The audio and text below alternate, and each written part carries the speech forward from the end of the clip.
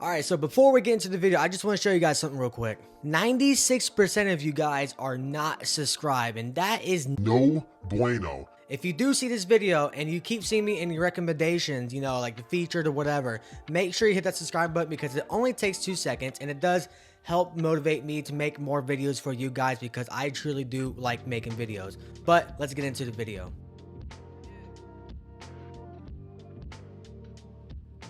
This is the Packers mock draft 3.0, and if you guys have not seen my other two mock drafts, go watch them real quick and then come back to this one because there is a lot of juicy details I'm going to be explaining in this detail and kind of background on the other videos, so watch those real quick. But if you have seen those videos, we're just using Pro Football Focus as you can see on your screen, and we're going to be doing the Packers round 1 through 7 mock draft. And now today's video will be including trades. My last video I did not include trades. My very first one sort of kind of did, but I'm using the new method to do the trades, and we're using the Rich Hill trading chart. You can see there's a screen right now. There's a screenshot now. It looks like a lot of numbers, and I definitely understand, but I'd go recommend looking up for yourself real quick. You kind of understand the chart. But basically, it's like a grading chart. It weighs each pick. Like the Packers are at pick number 25, like 230 points or something. And round 2 is like 100 points and so forth. The lower your draft is, or like the number of pick you are, the lower the value is. Like the number 1 pick's like 500 points or something like that. So we're going to be using that scale basically. All right, so we're at pick number 21, and there's a lot of offensive linemen being taken off the board. And, the Miami Dolphins are most likely going to be drafting offensive line. And here's where I can see the Packers possibly doing a trade. And so we're back on this chart. And like I said, it's a lot of small numbers and it's okay. But the Packers are right here at 25, 230 points. And the Dolphins are ranked 261. And I can honestly see the Packers trading up to get, one of their offensive linemen they want, or maybe defensive back, whatever. And the Miami Dolphins grading scale for that 21st pick is 261. So I predict that the Packers will end up trading their first round pick and their third round pick, the 44, the number 1, the 91 slot. And I can see that trade end up happening with the Miami Dolphins. So we're back on here, the Miami Dolphins, their first round pick, and then the Packers first round pick, and then the number 91 pick. We're gonna offer the trade. Let's see. Of course, he got selected, and I can honestly see the Packers trading up in the draft. They got so much draft capital this year. It is just insane. And like I said, I can see them drafting Cooper DeJean just to solidify the corner spot. I can see the Packers going offensive lineman, either one. I could really see either way. But if I was the Packers and I would trade up with the Miami Dolphins, which we have done many times in the first, not many times, but throughout the history we have, I can see the Packers really selecting Cooper DeJean right here. So Cooper DeJean, you are going to Green Bay. And now the Packers are sitting here at pick number 41. This is from the Aaron Rodgers trade a couple years ago. And we're high in the second round, so I like where the Packers are in this pick.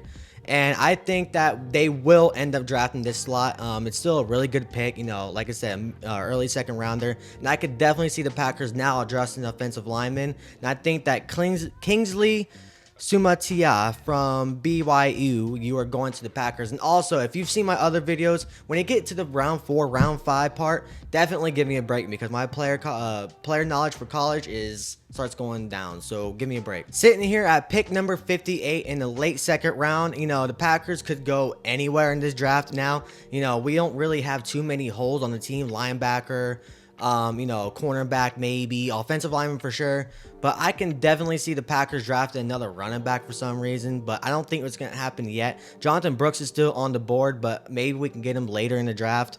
But I think we're going to end up going with the edge rusher because the Packers always draft defensive players. And even though we drafted Lucas Van Ness last year, I can really see the Packers doing it again.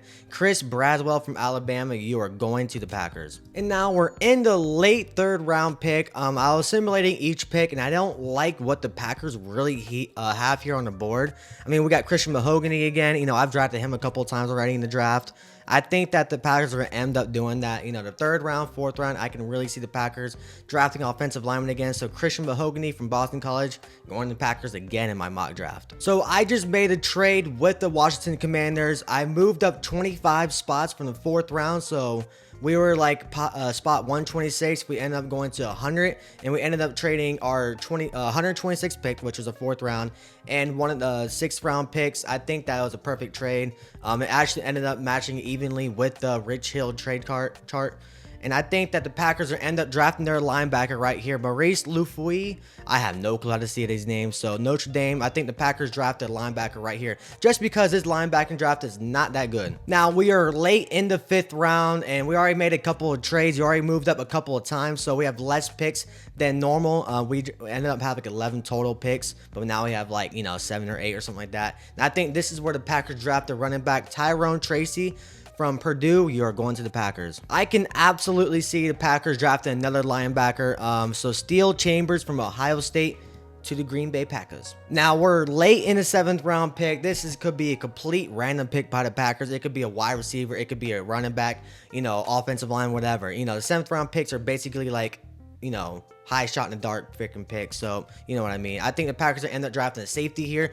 I know we didn't draft one early in the draft, but, since we got Xavier McKinney, I think that the Packers safety concerns are a little bit lower. And I think that Tyler Owens from Texas Tech will be going to the Packers. And now about 7 to 8 picks later, I think this might be our last. Actually, it is the last pick. We're almost the freaking Mr. Relevant pick. But now this could be a relevant pick for the Packers. And I think that they're going to draft another offensive lineman, Andrew Rain from Oklahoma. You're going to the Packers. And now looking at the grades, we got Cooper DeJean, which is the A+ pick.